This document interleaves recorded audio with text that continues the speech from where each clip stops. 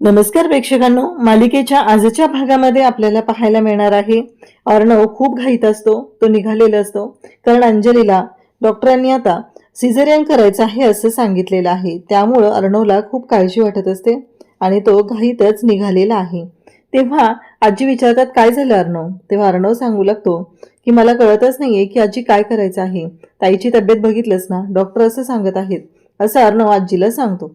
तेव्हा आजी म्हणते, काळजी करू नकोस, आणि अर्णव औषधं आणायला जातो. खरं तर आजी आणि अर्णव हे सगळेजण आता एकत्र आहेत. अर्णव सगळ्यांना सांभाळून घेतोय, पण आजीची अवस्था मात्र खरंच वाईट होते. आता अंजलीच्या बाबतीत डॉक्टरांनी सांगितले की तिची कंडिशन क्रिटिकल आहे, तिला जपलं पाहिजे. या धक्क्याने आजीला खरं तर काळजी वाटत असते. त्याचबरोबर इकडे वल्लरी म्हणते की आई, काळजी करू नका तुम्ही, सगळं नीट होणार आहे असं ती सांगू लागते. त्याचवेळी मामा वल्लरीकडे पाहत असतो. वल्लरीला कळत नसतं की आपण जो डाव टाकलेला आहे याच्यामध्ये आपला फायदा कधी होणार आहे, एवढाच विचार तिच्या डोक्यात चालू असतो. इकडे सुप्रियाने आता नम्रताला कॉल केलेला आहे. नम्रताला कॉल केल्यानंतर सुप्रिया नम्रताला विचारते. आजी मात्र इकडे देवाची प्रार्थना करत असते, देवाकडे धावा करत असते की माझ्या नातीला काही होऊ देऊ नको, माझी नात सुखरूप असली पाहिजे, एवढंच आजीचं चाललेलं असतं. त्याचबरोबर नम्रता इकडे सांगते की आई, डॉक्टरांनी अंजलीताईंची प्रीमॅच्युअर डिलिव्हरी करायला सांगितलेली आहे. त्यांची कंडिशन खूप क्रिटिकल आहे आणि तो कोमात गेलाय, म्हणजे राकेश कोमात गेला ही गोष्ट सांगितलेली असते. तिच्याबरोबर आकाश असतो तिथं आणि तिने आईला ह्या सगळ्या गोष्टी सांगत असते, काय झालेलं आहे, कशा पद्धतीने गोष्टी झालेल्या आहेत हे सगळं ती सांगू लागते. तेव्हा सुप्रिया म्हणत असते की काळजी करू नकोस, सगळं व्यवस्थित होणार आहे, कोणत्याही गोष्टीची काळजी करायची ही वेळ नाही. कारण आता अंजलीची तब्येत व्यवस्थित झाली पाहिजे. कारण राकेशच्या बाबतीत काही का होईना आपल्याला काही देणं घेणं नाहीये, त्याला त्याच्या कर्माची शिक्षा मिळालेली आहे. मग सुप्रिया म्हणते, काही लागलं तर कळवा. तेव्हा इकडे नम्रता सांगते की हो आई, मी कळवते, काही लागलं तर, तसं काही इमर्जन्सी वाटलं तर मी तुला कॉल करून कळवेल, असं इकडे सुप्रियाला तिनं सांगितलेलं आहे. आता आकाश म्हणत असतो की हे सगळं काय झालेलं आहे. आकाशला पण नम्रतानेही अजून सांगितलेलं नाहीये की राकेशच्या बाबतीत नक्की काय झालेलं आहे, तो काय आहे, कोणत्या ह्याचा आहे. कारण आकाशला पण ह्या कोणत्याच गोष्टी माहीत नाहीयेत. त्याचबरोबर इकडे घरी सगळेजण आहेत आणि मग तिथे येतो तो शुभंकर आणि शुभंकर म्हणू लागतो की काकी, बाहेर निघालाय का कुठं? तेव्हा ती सांगते की हो, मी जरा बाहेर जाऊन येते, मंदिरात जाऊन येते, तेवढंच बरं वाटेल ना म्हणून. आता मात्र इकडे हे सगळं का चालू आहे आणि मग ती मंदिरात जायला निघालेली असते. तेव्हा शुभंकर म्हणतो की मी पण येतो, तिथं बाहेर स्कूटी आहे ना, ती घेऊन आपण जाऊया, म्हणजे आपण लवकर जाऊ शकेल, असं शुभंकरने सांगितल्यानंतर सुप्रिया म्हणते की काय रे, की आत्ता तर आला, एवढा दमून आलायस तू आणि हे सगळं काय तुझ्या मागं लागलंय? तेव्हा तो म्हणतोय की नाही हो काकी, चला येतोय ना, मी आहे ना म्हणून आत्ता अवेलेबल, आणि असं काही मी दमून वगैरे आलेलो नाही. मग सुप्रियाला आता मदत करण्यासाठी शुभंकर आहे आणि शुभंकर सुप्रियाला घेऊन मंदिरात चाललेला आहे. आजी सुद्धा इकडे मंदिराच्या बाहेर आलेले असतात आणि वाट बघत असतात. गुरुजी येते म्हणालेले, गुरुजींना एवढा वेळ काय लागतोय हा विचार आजींच्या डोक्यात चाललेला असतो. तेवढ्यात गुरुजी तिथे येतात आणि मग आजी म्हणत असतात की मला कळत नाहीये हे सगळं काय चाललंय. गुरुजी म्हणतात की गैरसमजाचं खूप मोठं वादळ येणार आहे आणि त्याचबरोबर ह्या सगळ्या गोष्टी शांतपणे हँडल कराव्या लागणार आहेत, असं गुरुजी सांगत असतात. आणि घरात कलही खूप आहे ना, तेव्हा आजी म्हणतात की हो, घरात कलही खूप वाढत चाललेला आहे, असं आजींनी सांगितल्यानंतर गुरुजी म्हणतात की बरोबर आहे, सध्या ग्रहदशा नीट नाहीये आणि ह्या सगळ्या गोष्टी त्यामुळं होत आहेत, असं गुरुजींनी सांगितल्यानंतर खरं तर आजीला तर काळजी वाटायला लागलेली असते. हे सगळं काय होऊन बसलंय, माझ्या अंजूला काही झालं नाही पाहिजे, कारण तिचं आणि बाळाची तब्येत ठीक राहिली पाहिजे, असं गुरुजींना आजी सांगत असते. तेव्हा गुरुजी म्हणतात की मी हे सगळ्यांच्या पत्रिका वगैरे पाहतो, नक्की काय आहे, त्याच्यावर कुठली शांती वगैरे करता येते का, काही उपाय निघतोय का, तो पाहतो आणि मग तुम्हाला कळवतो, असं गुरुजी इकडे आजीला सांगतात. आजी म्हणते की चालेल, ठीक आहे, कळवा मला तसं, आणि आजी तिथून जायला निघत असतात. आजीला खरं तर काळजी वाटत आहे, काय झालंय हे सगळं, माझ्या मुलांच्या आयुष्यात हे सगळं काय होऊन बसलंय, हा एकच प्रश्न आजीला पडलेला असतो. इकडे ईश्वरी अंजलीच्या शेजारी बसली, डॉक्टर वगैरे तिथं नाही आहेत आणि अर्णवसुद्धा औषध आणण्यासाठी गेलेला आहे. कारण अंजलीच्या बाबतीत ज्या क्रिटिकल कंडिशन आलेल्या आहेत त्या सगळ्यातून मार्ग काढायचा आहे आणि मगच सगळ्या गोष्टी व्यवस्थित होणार आहे. तेवढ्यातच अंजलीला त्रास होऊ लागलेला असतो. अंजली कासावीस होत असते आणि मग मात्र इकडे ईश्वरी डॉक्टर डॉक्टर करून डॉक्टरांना बोलवू लागते. डॉक्टर काही आलेले नसतात. ईश्वरी आता काळजी करत आहे की हे सगळं काय होऊन बसलंय, आता डॉक्टरांना बोलवलं पाहिजे. अर्णव पण तिथे नाही. ईश्वरीला वाईट वाटत असतं अंजलीची अवस्था पाहून. अंजलीकडे तिला बघवतही नसतं. एवढा त्रास अंजलीला होत आहे हे सुद्धा ईश्वरीच्या लक्षात आलेलं असतं. ईश्वरी तिथे असलेले जे मॉनिटर आहेत ते पाहते आणि म्हणत असते की हे सगळं काय होऊन बसलंय, ह्या सगळ्या गोष्टी अशा का झालेल्या आहेत, हा एकच प्रश्न ईश्वरीच्या डोक्यात सुरू असतो. आणि मग डॉक्टरांना ती बोलवते. त्याचबरोबर तिथे नर्स येतात, नर्स पाहतात आणि अंजलीची कंडिशन खूपच क्रिटिकल होत असते. तेवढ्यात डॉक्टरही तिथे आलेले असतात. डॉक्टर म्हणतात की त्यांचा BP जास्त शूट झालेला आहे, नर्स इंजेक्शन रेडी करा. मग नर्सने इंजेक्शन रेडी केलेलं असतं आणि डॉक्टर अंजलीला म्हणत असतात की मिसेस भोसले डोळे उघडे ठेवा, तुम्ही डोळे बंद नका करू, काही होणार नाही आहे, तुम्हाला आणि तुमच्या बाळाला काही होणार नाही आहे. आणि इकडे अंजलीला ते समजवत आहेत. अंजलीची कंडिशन क्रिटिकल होत चाललेली आहे. ईश्वरीला तर काहीच कळत नाही आहे की हे सगळं काय होतं आहे. अंजलीची काळजी घेणं एवढंच तिला माहिती आहे. अंजलीने कितीही काही म्हणलं तरी आत्ता तो राग मनात ठेवायचा नाही आणि आपण अंजलीची काळजी घ्यायची एवढंच तिला माहिती आहे. अंजलीला त्रास होत असतो. अंजलीला तिच्या ज्या वेदना आहेत त्या सहन होत नसतात. डॉक्टरही देत असतात आणि त्याचबरोबर इकडे तिथे ईश्वरी उभी आहे. ईश्वरीला काळजी वाटत असते आणि ईश्वरी म्हणते की आता मला अर्णव सरांना हे सगळं कळवलं पाहिजे. इकडे डॉक्टरांना पण कळत नसतं की आता काय डिसिजन घ्यायचे आहेत. अचानक अंजलीची कंडिशन एवढी वाईट होत असते, तिचा BP वगैरे शूट होत असतो, तिच्या पल्स कमी होत असतात आणि त्यामुळं डॉक्टरांना सुद्धा आता काळजी वाटत असते. आणि त्याचबरोबर ईश्वरी अर्णवला फोन करते. अर्णव सर, तुम्ही कुठे आहात? लवकरात लवकर या, कारण इकडे डॉक्टरांनी सांगितलेलं आहे की लवकरात लवकर डिसिजन घ्यावा लागणार आहे आणि काहीही झालं तरीही मिसेस भोसले यांच्या बाबतीत आपल्याला रिस्क घेऊन चालणार नाही, असं डॉक्टरांनी सांगितलेलं आहे. इकडे अर्णव निघालेलाच असतो. औषधं घेतलेली असतात. अर्णवच्या डोक्यातही विचारांचं चक्र चालू असतं.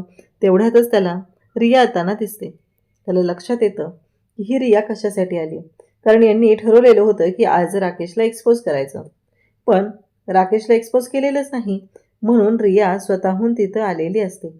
जेव्हा रिया तिथं आलेली आहे ते पाहून अर्णव आणि त्याचबरोबर रिया दोघंही एकमेकांकडे पाहतात. तेव्हा रिया म्हणते की काय हे, नाही तुम्ही सगळे खोटारडे आहात.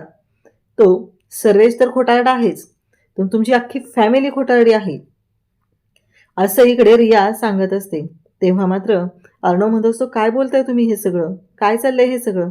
तेव्हा ती म्हणत असते की हेच आहे ना, हेच सत्य आहे, म्हणून तर मी तुम्हाला सांगते ना या सगळ्या गोष्टी काय झालेल्या आहेत ती. एक गोष्ट लक्षात ठेवा, अख्खी फॅमिली तुमची खोटारडी आहे आणि म्हणून तर तुम्ही अशा पद्धतीने वागत आहात. कारण तुम्ही आज मला बोलवणार होता, मग काय झालं, का बोलवलेलं नाही आहे, असं ती सांगते. तेव्हा अर्णव म्हणतो की हो आत्ता ना त्याचा ॲक्सिडेंट झाला आहे आणि दुसरी महत्त्वाची गोष्ट म्हणजे माझ्या ताईला इथेच हॉस्पिटलमध्ये ॲडमिट केलं आहे, कारण त्या ॲक्सिडेंटमुळं माझ्या ताईची अवस्थाही वाईट झाली. आत्ता तुम्ही प्लीज असं नका करू, असं सांगू लागते. ईश्वरी तोपर्यंत फोन करते आणि अर्णवला सांगते की अर्णव सर कुठे आहे, तुम्ही लवकर या, इथं ताईंची इथं कंडिशन खूप क्रिटिकल झालेली आहे. असं जेव्हा ईश्वरी सांगते तेव्हा मात्र अर्णवला आता जास्तच काळजी वाटायला लागलेली असते आणि अर्णव म्हणत असतो की हो मी आलोच. आता अर्णव अजून येत नाही आहे, म्हणून ईश्वरी अर्णवला शोधायला बाहेर पडते. इकडे रियाला अर्णव समजवत असतो. तो म्हणत असतो की मला माहिती आहे तुमचं खूप मोठं नुकसान झालेलं आहे, पण माझंही त्या माणसाने खूप मोठं नुकसान केलेलं आहे. हा ब्लँक चेक घ्या, याच्यावर जी अमाऊंट टाकायची ती टाका, पण आत्ता तुम्ही काही करू नका, मान्य आहे मला एक्सपोज करायचं आहे. तेव्हा अर्णवला ती म्हणत असते की उलट आई ती संधी मिळालेली आहे ना, असं काय करताय तुम्ही, उलट तुम्हाला सगळ्यांना दाखवायला पुरावा आहे, मी ते पुरावे तुम्हाला देत आहे, पण तुम्ही ऐकायलाच तयार नाही आहे माझं.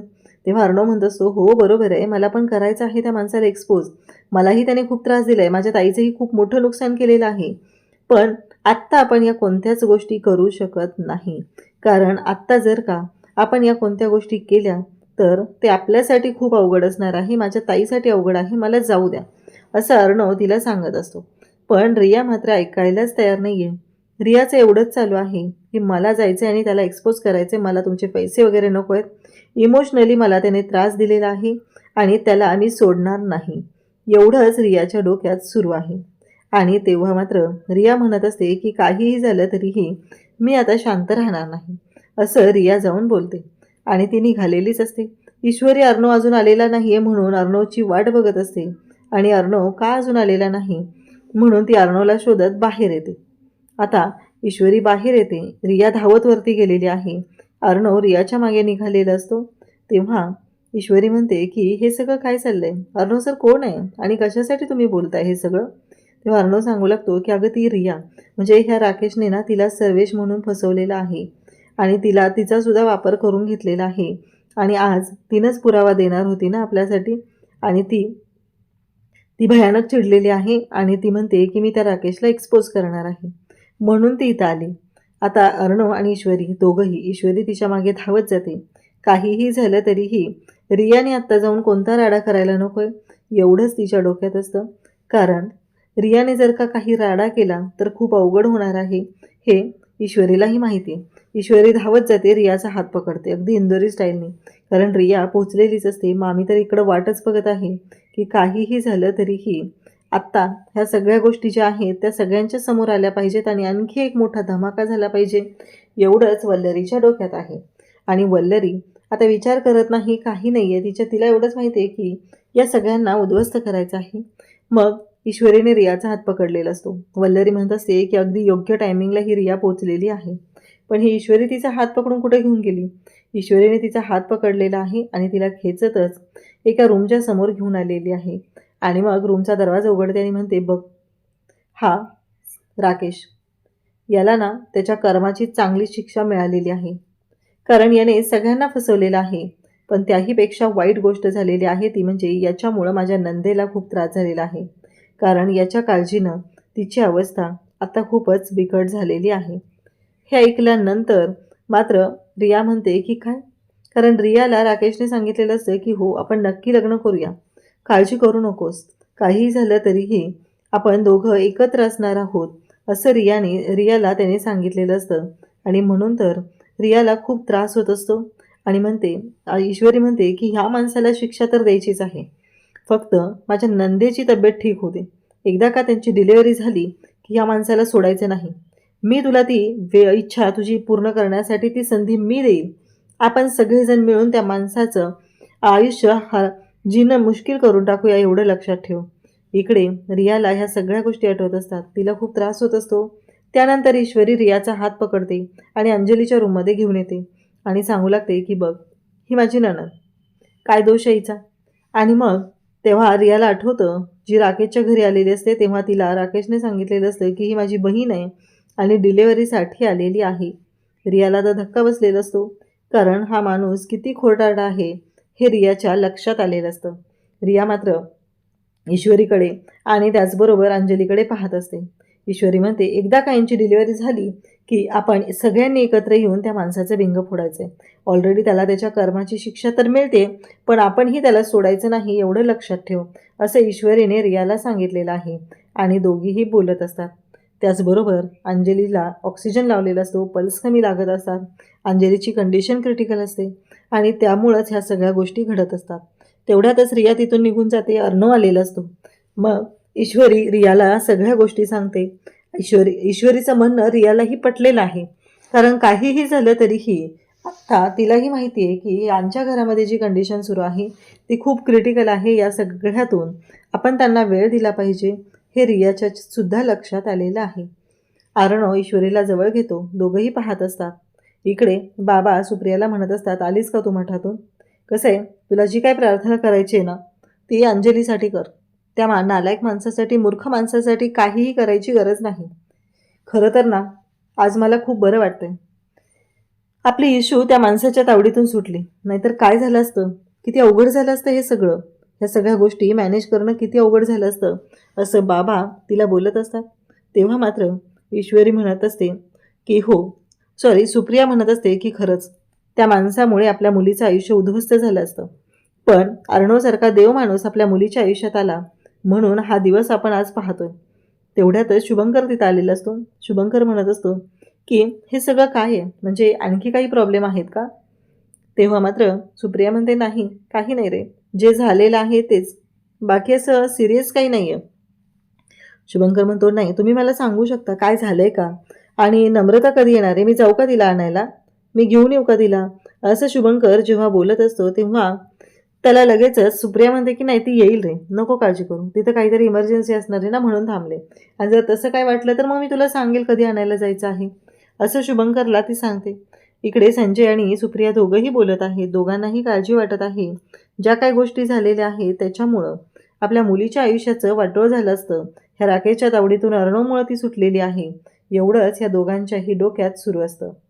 तेव्हा सुप्रिया म्हणत असते की अहो आपल्याला शांतपणे या सगळ्या गोष्टींचा विचार करावा लागणार आहे. तेव्हा संजय तिला म्हणत असतो काळजी करू नको. इकडे ईश्वरी आणि नम्रता यांनी आता शोध मोहीम सुरू केलेली आहे. नक्की हा राकेशचा खराच ॲक्सिडेंट झालाय का, असं म्हणत दोघीही राकेशच्या रूममध्ये आलेले असतात आणि राकेशकडे पाहत असतात. राकेश आयसीयूच्या बेडवर असतो. डोक्याला भलं मोठं बँडेज असतं, ऑक्सिजन मास्क लावलेला असतो आणि तो कोमात गेलाय. ही महत्त्वाची गोष्ट तर सांगितलेली असते डॉक्टरांनी. तेव्हा ईश्वरी आणि नम्रता दोघी म्हणत असतात की खरंच हा माणूस वाटतंय तुला कोमात गेलाय. तेव्हा नम्रता म्हणते कसं आहे माहिती आहे का, ह्या माणसाने स्वतःच्या तोंडाने नाही सांगितलेलं आपल्याला, डॉक्टर आणि बाकीच्या लोकांनी आपल्याला सांगितलेलं आहे की हा कोमात गेलाय. त्यामुळं नक्की काय घडतंय ना तेच कळत नाही आहे. दोघीही विचार करत असतात. राकेश तिथेच असतो. मग ईश्वरी म्हणते की थांब बघूया. मग ईश्वरी तिथे ठेवलेल्या रिपोर्टकडे जाते आणि ते रिपोर्ट पाहू लागते. रिपोर्ट पाहिल्यानंतर ईश्वरीला धक्का बसलेला असतो. म्हणजे ते रिपोर्ट खरंच सिरियस असतात. त्या रिपोर्टवरून तर स्पष्ट दिसत असतं की हा जो राकेश आहे हा क्रिटिकल कंडिशनला आहे, हे ईश्वरी नम्रताला सांगते. म्हणजे आत्ता डॉक्टरांनी आपल्याला जे सांगितलेलं आहे त्याच्यानुसार विचार केला तर याची अवस्था खूपच बिकट आहे, हे सगळ्यांच्या आज लक्षात आलेलं असतं. त्याचबरोबर इकडे ईश्वरी म्हणते की ताई मला खरंच कळत नाही आहे. नम्रता म्हणते की बरोबर आहे, आजपर्यंत या माणसाने भरपूर काही कांड केलेले आहेत, पण आता लक्षात येईल की नक्की काय झालेलं आहे, असं दोघीही बोलत असतात. आणि नम्रता म्हणत असते की देवाने त्याला त्याच्या कर्माची शिक्षा दिलेली आहे, म्हणून तर आज हा अशा अवस्थेत इथं पडलेला आहे. खरं तर प्रेक्षकांनो, राकेशची जी अवस्था आहे ते पाहून कळतच नाही आहे की खरंच तो आजारी आहे का, म्हणजे त्याचा खरंच अपघात झाला आहे का पट्ट्या गुंडाळून बसला आहे, हे मात्र खरंच ओळखणं अशक्य आहे. ईश्वरी आणि नम्रता या दोघीसुद्धा त्यामध्ये थोड्याशा तिथे हादरलेल्याच आहेत. इकडे शुभंकर लॅपटॉपवरती काम करत असतो. तेव्हा त्याच्या आवडीचा चहा घेऊन सुप्रिया तिथे येते आणि सुप्रिया म्हणते की हे घे, असं म्हणत सुप्रियाने त्याला चहा दिलेला असतो आणि शुभंकर चहा घेतो. तेव्हा सुप्रिया म्हणते की अरे काही नाही बघ. आणि तेव्हा शुभंकर म्हणतो म्हणजे मला असं वाटलेलं की इंदोरवरून तू मुंबईत आलं होतं, मुंबईसारखा तसला पानसट चहा तर करायला शिकली नाही आहे ना. तेव्हा ती म्हणते अरे कसा ओळख विसरेल मी तुला, जो आवडतो तो चहा. नक्कीच मी तुझ्या आवडीचा चहा बनवलेला आहे, बघ पिऊन बघ तुला कसं वाटतंय, असं म्हणत तिने शुभंकरला चहा दिलेला असतो. शुभंकर चहा घेतो आणि म्हणतो खरंच अगदी हवा तसा मिळालेला आहे, म्हणजे ज्या पद्धतीने मला हवा होता ना, मी जसं म्हटलं होतं ना अगदी तशीच टेस्ट आहे, त्याच्यामध्ये कोणताही बदल झालेला नाही, असं इकडे ती सांगते. आणि मग चहा घेतल्यानंतर आता शुभंकर बोलू लागतो की मला एक कळत नाही आपल्या नमूचं लग्न कसं काय अचानक जमलं, नक्की काय झालेलं होतं, असं तो विचारू लागतो. तेव्हा सुप्रिया म्हणते अरे ती ना मोठी स्टोरी, थांब तुला सांगते, असं म्हणत सुप्रिया ती स्टोरी सांगायला सुरुवात करते. काय झालं, आकाशचं नम्रतावरती खूप प्रेम आहे, पण आकाशची आई जी आहे ना त्यांना थोडासा प्रॉब्लेम होता, त्यांना ही गोष्ट पटत नव्हती. पण मग त्यांना आधी त्या दोघांनी आम्हाला कोणाला सांगितलं नव्हतं, पण तोपर्यंत आकाशचं लग्न जमलेलं होतं, त्याचा साखरपुडा होता आणि ऐन साखरपुड्याच्या वेळेस आकाशने नकार दिला आणि सांगितलं की त्याला लग्न नाही करायचं त्या मुलीशी. आणि मग त्या साखरपुड्यामध्येच म्हणजेच त्या एंगेजमेंट सेरेमनीमध्येच नम्रता आणि आकाश यांची सेरेमनी झाली. पण आता त्यांच्या घरामध्ये एवढे प्रॉब्लेम आहेत, त्याच्यामुळं हे सगळं असं मागं पडलेलं आहे. हे ऐकल्यानंतर मात्र इकडे लक्षात येतं शुभंकरच्या काय झालंय. आता नम्रता म्हणते की शू चल लवकर इथून, कोणी आपल्याला बघायच्या आधी इथून आपल्याला बाहेर पडलं पाहिजे, असं म्हणत दोघीही तिथून बाहेर पडत असतात. त्यानंतर इकडे उद्याच्या भागात आपल्याला पाहायला मिळतं की अंजलीची डिलिव्हरी झालेली आहे आणि अंजलीने गोंडस अशा छान अशा मुलीला जन्म दिलेला आहे आणि अर्णव ईश्वरी घरातले सगळेजण तिथं आहेत. आणि आता अंजलीने मात्र वेगळीच गोष्ट सुरू केली आहे, ती म्हणजेच या दोघांची सावलीही माझ्या बाळावरती पडू द्यायची नाही. या दोघांमुळं माझी ही अवस्था झालेली आहे, या दोघांमुळे ह्या सगळ्या गोष्टी घडलेल्या आहेत, त्यामुळं काहीही झालं तरीही हे दोघं माझ्या बाळाच्या आजूबाजूलाही नसले पाहिजेत, असं जेव्हा ती सांगते तेव्हा मात्र इकडे अर्णव, ईश्वरी या दोघांनाही धक्का बसतो की हे सगळं काय आहे, म्हणजे अंजली असं का बोलते, हा एकच प्रश्न पडलेला असतो आणि दोघंही पाहत असतात. ईश्वरी आणि अर्णव आता विचार करू लागतात, कारण माझ्या भाचीचं तोंड मला बघताही येणार नाहीये. तर ईश्वरीने एक भन्नाट युक्ती केलेली आहे. अर्णवने डॉक्टरचा ड्रेस घातलेला आहे, ईश्वरी नर्स झालेली आहे आणि दोघंही अंजलीच्या रूममध्ये बाळाला भेटायला आलेले आहेत.